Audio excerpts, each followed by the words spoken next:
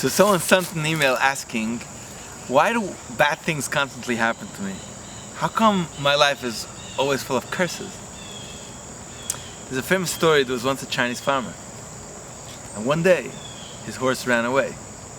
And that night all the villagers gathered around the farmer saying, "No, isn't that terrible?" And he said, "Maybe." And the next day the horse came galloping back into the farm, followed by 6 wild horses, and all the villagers gathered around the farmer and said, "Now, isn't that wonderful?"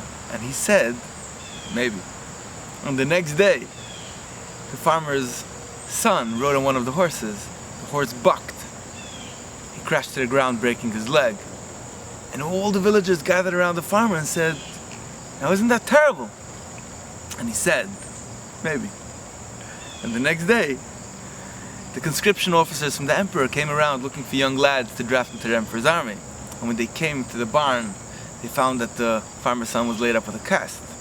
His leg was broken, so they let him go. And that night all the villagers came around to the farmer and said, "Now, isn't that wonderful?" And he said, "Maybe." And in life we never know if something is going to be good or bad, because there's always a maybe. We don't know how it's going to turn out. But if you go much deeper and you look into Chazal, there's a story of Rebbe Akiva, which takes it to the next level. Where Rebbe Akiva was one time in a village and he knocked into people's doors asking them for a place where he could sleep that night. And nobody wanted to take him in. And in our minds we would think, that's terrible. And then he goes into the forest and suddenly his candle gets blown out by the wind. And we would say, "Oh my gosh, why is this happening to me?" And then, if things couldn't get worse, it still did. His rooster runs away. And we would say, "Oh my gosh, Hashem, this is terrible."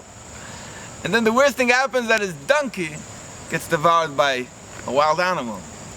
And he's left alone and vulnerable. And in our minds, we would say, this is the end of the world.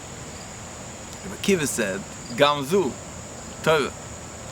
And suddenly we realize when we look back at the story that it was all blessings, because even though he was left with no place to sleep, and there was no candle to light his way, and there was no rooster to wake him up in the morning, and he had nothing to ride on, that's what saves him at the end of the day. And in our lives, we look at things, we don't know if it's a blessing or it's going to be a curse. It's up to us to choose how we're going to look at it. And first we say, this thing seems so terrible, and we say, maybe. And then we connect and we say, Gamzu, the Tova, and suddenly the story turns around. I gave it before you. You choose. Do you want your life to be a blessing? Do you want it to be a curse? It depends on your attitude. Let's master the way we look at things and connect to the path of Rebbe Akiva. Gamzu, the Tova. Today.